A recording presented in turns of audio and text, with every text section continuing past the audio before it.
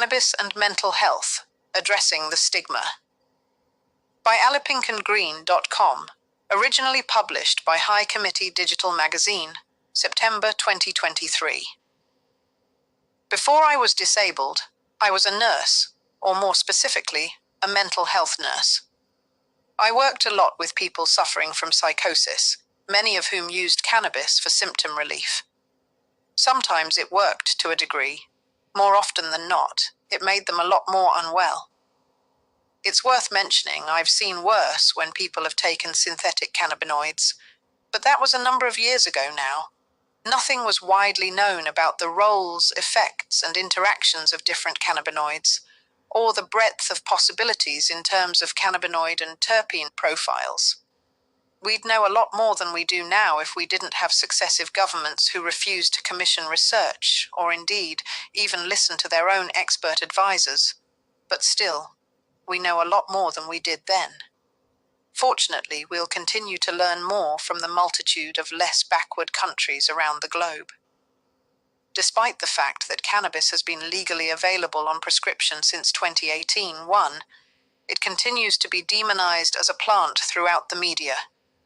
It's factually misrepresented on a grand scale, and from reading articles about it, you'd still think there are only 2 cannabinoids.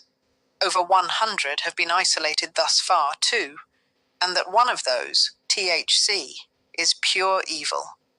No mention of the vast array of physical and mental health symptoms it can actually treat or improve. No mention of the fact that it's prescribed not just for physical issues, but mental and neurological ones too.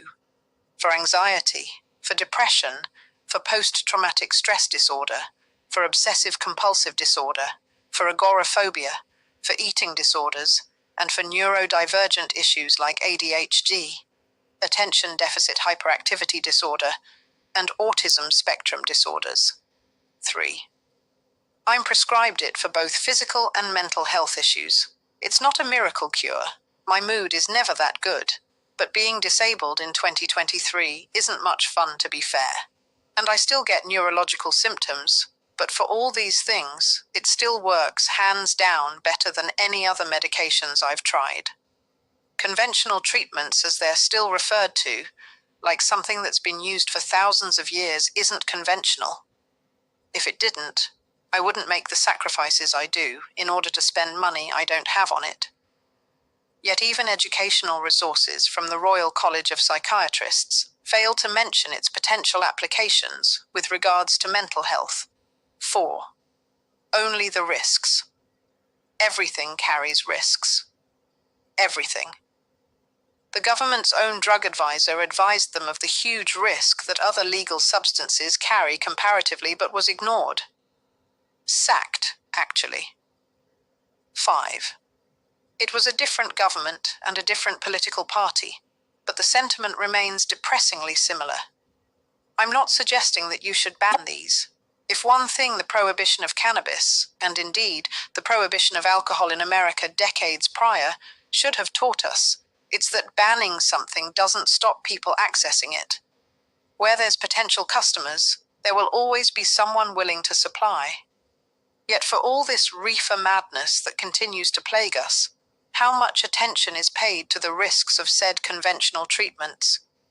If you can get a GP appointment, it's extremely unlikely they'll pay much, if any, attention to whatever they're prescribing you.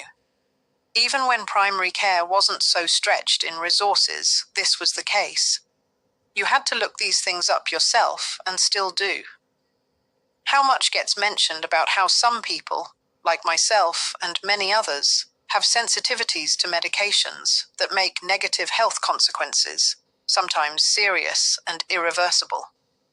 We learnt the hard way.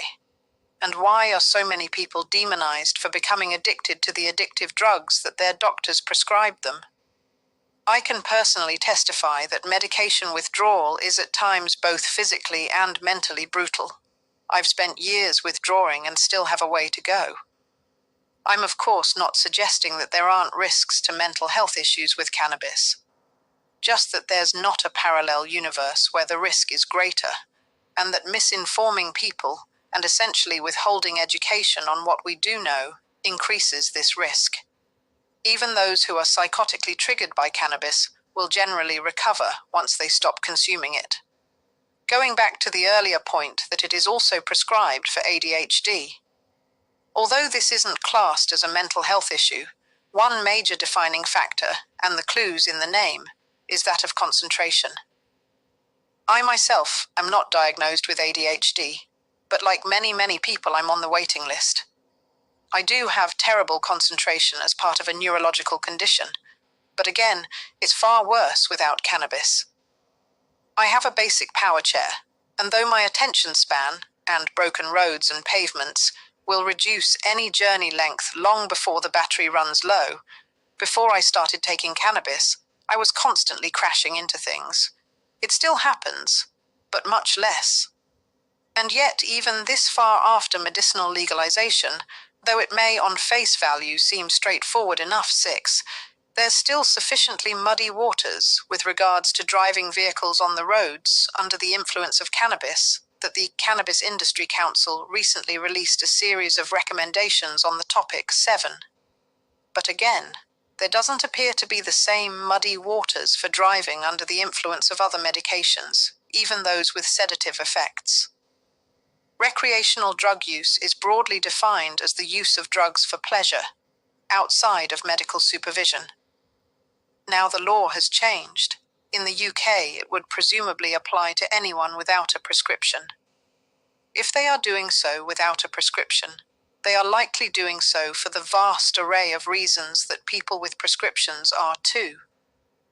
A large number of prescription holders were recreational users before the law changed, consuming for the same reasons they did after, and with years more knowledge than the doctors they've been told to get prescriptions from. Many may well be at risk of prosecution because they don't even know that the law has changed. It's hardly been widely publicized. Many won't be able to afford a prescription as, let's face it, money is in short supply for most of us in Britain right now. But really, what is the difference between someone who is prescribed for anxiety or depression and someone buying from the illicit market to relax? Given that we now know about our own body's endocannabinoid system, it seems increasingly clear the degree to which people are being penalized for taking control of their own health, potentially saving the perpetually underfunded National Health Service a fortune on medications. I don't know what we do about the misinformation, particularly with regards to mental health, but I do think that louder voices make bigger impacts. If you read misinformation on social, online, or physical media, consider challenging it. Write to them. Educate them. With the former, where it's public, you might even change a few hearts and minds on the way.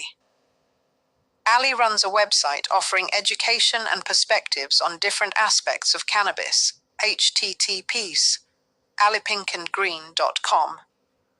She started taking cannabis for cancer, so is one of the many who truly believes that it saved her life. References are available on alepinkandgreen.com, and audio is brought to you by ElevenReader from original content produced by Ali. Thanks for listening.